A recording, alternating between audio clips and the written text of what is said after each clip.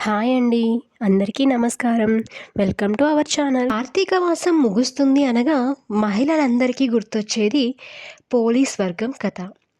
కార్తీక మాసం చివరి రోజు అయిన అమావాస్య తరువాత వచ్చే మరుసటి రోజునే పోలీ పాడ్యమిగా జరుపుకుంటారు. ఈరోజు మహిళలందరూ కూడా తెల్లవారుజామునే చెరువులు, నదులకి వెళ్ళి అక్కడ దీపాలు పెడతారు. తరువాత పోలీస్ వర్గం కథ చదువుకొని తల మీద అక్షింతలు వేసుకుంటారు. కార్తీక మాసం అంతా దీపాలు వెలిగించలేని వారు పోలీ పాడ్యమి రోజున 30 ఒత్తులతో దీపం వెలిగిస్తే కార్తీక మాసమంతా దీపాలు వెలిగించిన పుణ్యఫలం కలుగుతుంది అని పురాణాలు చెబుతున్నాయి. అసలు పోలీ ఎవరు? పోలీ పాడ్యంని ఎందుకు జరుపుకుంటారు? పోలీ బ్రతికుండగానే స్వర్గానికి ఎలా వెళ్ళింది? పోలీ పాడ్యమి రోజున ఏం చేయాలి? తదితర విషయాలన్నీ కూడా ఇప్పుడు ఈ వీడియోలో తెలుసుకుందాం. పూర్వకాలంలో కృష్ణానది తీరంలో ఒక గ్రామంలో రజకశ్రీకి 5గురు కోడళ్ళు ఉండేవారు. వారిలో చిన్న కోడలే పోలమ్మ. పోలమ్మకి చిన్నతనం నుండి దైవభక్తి ఎక్కువ. పూజలన్నా వ్రతాలన్నా ఎంతో ఆసక్తి. పోలి నిర్మలమైన మనస్సుతో ఇరుగు పొరుగు వారితో సఖ్యతగా ఉంటూ వారితో చక్కగా కలిసిపోయేది. ఇంటికి వచ్చిన అతిథులను గౌరవంగా ఆహ్వానించేది. దానితో పోలమ్మను ఆ ఊరిలో వారందరూ ఎంతో ఆప్యాయంగా చూసుకునేవారు. ఇరుగు పొరుగు వారు ఎంతగానో ఆమెని పొగిడేవారు. దీనితో పోలమ్మను అందరూ పొగుడుతుంటే తన అత్తగారికి అస్సలు నచ్చేది కాదు. అలాగే పోలమ్మ అత్తగారికి తనకి ఉన్నంత భక్తి తన ఊర్లో ఎవ్వరికీ లేదని అహంకారం ఉండేది.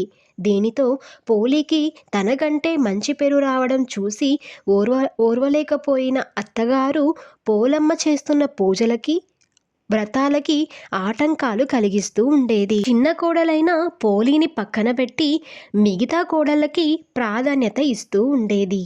పోలీకి పూజలు వ్రతాలు చేయడానికి సమయం లేకుండా ఇంటి పనులను అప్పజెప్పేది.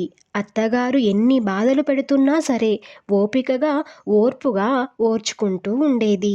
ఇంతలో పవిత్రమైన కార్తీక మాసం రానే వచ్చింది.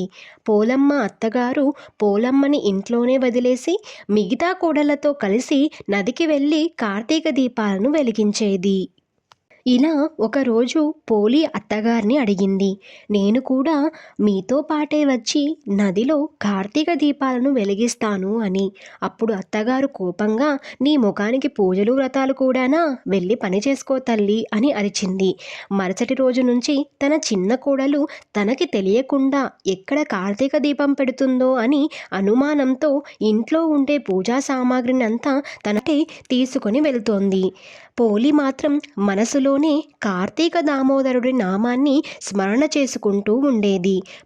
ఎలా అయినా కార్తీక దీపం పెట్టాలని అనుకుని తన అత్తగారు కోడలతో కలిసి నదికి వెళ్ళగానే ఇంట్లోనే ఉండే బావి దగ్గరకు వెళ్ళి తలస్నానం చేసి పెరటిలో ఉన్న పత్తితో ఒత్తిని చేసుకుని వెన్నని చిలకగా కవ్వానికి ఉన్న వెన్నని ఒత్తికి రాసి అరటి డొప్పలో దీపం వెలిగించి తన అత్తగారికి కనపడకుండా తులసి కోట వెనకాల పెట్టేది. ఆ దీపం తన అత్తగారికి ఎక్కడ కనపడుతుందో అన్న భయంతో ఆ దీపం పైన బుట్టను బోర్లించేది. అలా పోలమ్మ కార్తీక మాసం 4 రోజుల పాటు నిర్విఘ్నంగా దీపాలు వెలిగించింది. అలా కార్తీక మాసం చివరి రోజు రానే వచ్చింది. పోలి ఎక్కడ పక్కింటికి వెళ్ళి దీపారాధన చేస్తుందో అని అనుమానించిన అత్తగారు పోలమ్మని రోజువారి పనులే కాక వేరే పనులను కూడా అప్పగించి మేము తిరిగి వచ్చేసరికి ఈ పనులన్నీ పూర్తి చేయాలని ఆజ్ఞాపించి వెళుతుంది. ఈ పనులన్నీ పూర్తి చేసి పోలమ్మ తులసికోట దగ్గర నిర్విఘ్నంగా దీపాలు పెడుతుంది. ఎన్ని ఆటంకాలైనా ఎన్ని ఇబ్బందులు పెట్టినా సరే తన భక్తితో ఈ 4 రోజుల పాటు దీపం పెట్టిన పోలమ్మ భక్తికి పరవశుడైన ఆ శ్రీహరి పోలమ్మను వైకుంఠానికి తీసుకురావాలని భావించి దేవదూతలను ఒక దివ్యమైన విమానాన్ని పంపిస్తాడు. ఆ విమానం పోలి ఇంటి ముందు ఆగుతుంది. ఇంతలో పోలి అత్తగారు దీపాలు వెలిగించి ఇంటి ముందు ఉన్న విమానం చూసి అది తమ కోసమే వచ్చిందని, ఈ నెల రోజుల పాటు మేము పెట్టిన దీపాలకి ఆ దేవుడు పంపించాడని అత్తగారు పొంగిపోతూ ఉంటారు. ఇంతలో దేవదూతలు పోలమ్మని సాదరంగా ఆహ్వానించి విమానంలో కూర్చుండబెట్టడం చూస్తారు. దేవదూతల్ని తన అత్తగారు ఇలా అడుగుతుంది. నెల రోజుల పాటు వేకువజామునే లేచి నదికి వెళ్ళి కార్తీక దామోదరుడికి మేము దీపాలు పెడుతుంటే పోలమ్మను ఎందుకు తీసుకువెళ్తున్నారు అని. అప్పుడు దేవదూతలు, మీరు ఎన్ని ఆటంకాలు పెట్టినా పోలి భక్తితో తెల్లవారుజామునే లేచి బావి దగ్గరకు వెళ్ళి తలస్నానం చేసి పత్తితో ఒత్తిని చేసి అరటి డొప్పలో తులసి కోట దగ్గర మీకు కనపడకుండా ఎంతో విశేషమైన భక్తితో దీపాలను వెలిగించేది. ఆ భక్తికి పరవశుడైన శ్రీహరి తనను వైకుంఠానికి తీసుకురమ్మని పంపించాడని చెబుతారు.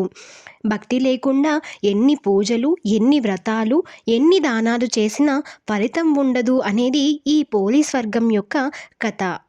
సర్వే జన సుఖినో భవంతు. ఈ వీడియో కనుక మీకు నచ్చినట్లయితే లైక్ చేయండి, షేర్ చేయండి, సబ్స్క్రైబ్ చేసుకోవడం మర్చిపోకండి. Thank you for watching.